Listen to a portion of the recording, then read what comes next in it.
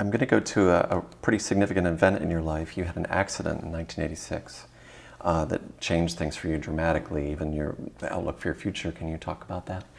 So between my freshman and sophomore year at Oklahoma State University, I was home in New Jersey working a summer job and ended up being involved in a car accident, fell out of a truck, and of course, of all the parts of my body that I significantly hurt, it was my left elbow, and being left-handed, that obviously is not a good thing. So I had fallen out, I hit a post, it basically chopped off my elbow bone, the olecranon process, which is also where your tricep attaches. So my tricep muscle was ripped off the bone.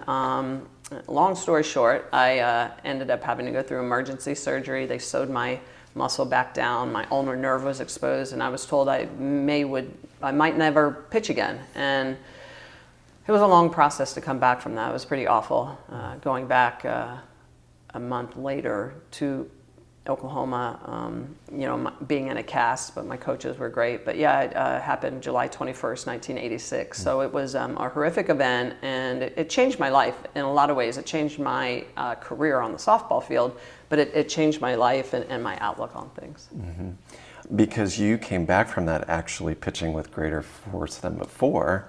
How did that feel? I mean, you must have just been like on top of the world. It was pretty crazy because even to this day, I can't straighten my arm all the way and I can't bend my arm all the way, but we got as much range of motion back as we could, and once I got my range of motion back, then I had to build my muscle back. And I worked very hard to be able to get my muscle back and then learn to pitch again.